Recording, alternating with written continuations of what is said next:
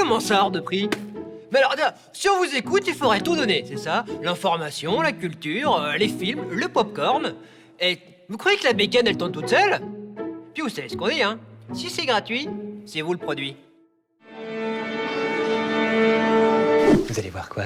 6 € excessif? Non, 485 millions, ça c'est excessif. Bah c'est ce qu'a coûté la production d'Avengers Infinity War. Un des plus gros budgets de l'histoire du cinéma, hein. Devant Avatar, c'est pour vous dire. Bon oui, je sais, chez nous on est un peu plus raisonnable. Ben, le budget moyen d'un film de fiction en 2017, c'était 5,2 millions. À côté, on passe pour des radins, c'est sûr. Oui, c'est en supplément le sucre. Pourquoi? Vous voulez sans sucre? Il veut sans sucre le popcorn là. Bon, c'est vrai que plus le budget est élevé et plus le film est difficile à rentabiliser. Sans compter que les dépenses marketing peuvent doubler voire tripler le budget. Et par exemple, prenez Valérian de Luc Besson. 197 millions d'euros. Le plus gros budget de l'histoire du cinéma français, hein. Sauf que pour qu'il soit rentable, il faut qu'il engrange 400 millions. 400 millions! Et je ne dis pas que le scénario est léger, je dis juste qu'il tient sur un post-it. Et puis sans tête d'affiche sérieuse, on peut dire qu'il a sauté sans filet, le petit Luc, hein. Ah non, Rihanna qui fait des claquettes, ça marche pas ça. Je suis désolé, ce n'est pas du cinéma ça. Résultat, 2 ans après sa sortie, le film affiche une perte nette de 174 millions d'euros. Ouais, bah je sais, vous allez me dire qu'un film en moyenne, ça prend 7 ans à être rentable. Bah si, parce que entre la diffusion à l'étranger, l'exploitation en DVD et en Blu-ray, la VOD et la vente aux chaînes de télé et les goodies, ah bah faut prendre son mal en patience quand on fait du cinéma, hein. Oui. Quoi au popcorn? Mais ben 2 minutes!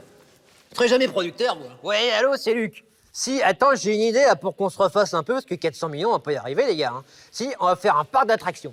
Un truc pour emmener les gosses, tout ça. Ah ben, comme Disney, mais ce sera Bessonland. Ouais. Et à la place de Mickey, on va mettre des top modèles qui tirent sur des trucs avec des flingues. Mais si, mais comme ça, les gamins, ils pourront leur mettre des bifetons dans le soutif. Hein? Quoi, le féminisme? Bon, par précaution, on va quand même lui réserver une place au Panthéon des crashs financiers. Mais c'est pas le premier à s'être planté, Luc Besson. Ah ben prenez la chute de l'Empire romain d'Anthony Mann en 1964. 126 millions $ de pertes. Et vous voulez le record? Le 13e guerrier de John McTiernan. 183 millions $ de pertes. Allez. Alors quand je vous vois chouiner pour 6 € là, ben moi je rigole. Hein? Oui, bien sûr que c'est en supplément du pot, les popcorn. Eh mais vous êtes jamais content, vous, hein, c'est dingue ça. Bon, après le cinéma aussi, des fois, c'est des gros succès avec un tout petit budget. Prenez un des premiers, tiens, Psychose, d'Alfred Hitchcock en 1960. 800 000 $ d'investis pour 50 millions $ de recettes à l'arrivée. C'est quand même pas mal. Après, vous avez Rocky aussi, en 1976. Ah ben, un scénario écrit en 3 jours sur un petit carnet par Sylvester Stallone, 1,1 million $ de budget pour 950 millions $ de recettes accumulées dans le monde entier. Et puis au passage, il se récolte l'Oscar du meilleur scénario et l'Oscar du meilleur acteur. Mais alors vous allez pinailler quand je vais vous dire que ça, c'est 20 €, c'est ça? Oui. Un format mini? Vous pourriez pas me dire ça avant, oui. Et non, le prochain que je produis, c'est Rocky, là, c'est le boxeur. Non, il se bat contre d'autres mecs. Qu'est-ce que tu me parles de serpent? C'est peu... Mais non, mais Balboa, c'est son nom, c'est pas ce qu'il fait. Mais on s'en fout du scénario. C'est quoi, 1 million $? Bah, j'ai dépensé le double la semaine dernière pour le mariage de ma nièce. Bon, puis faudrait pas oublier non plus la légende Paranormal Activity. Bah, il est connu pour avoir le meilleur retour sur investissement de tous les temps. Tourné pour moins de 15 000 $, il en rapporte 194 millions.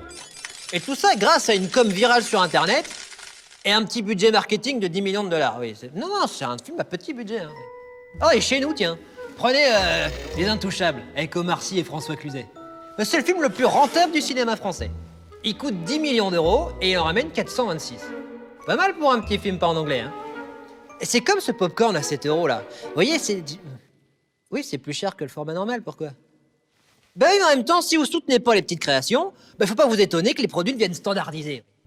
Tiens, ben vous savez quoi? Pour les petits budgets, il y a qu'un truc de vrai. C'est le do it yourself. Là, je vais vous mettre ça.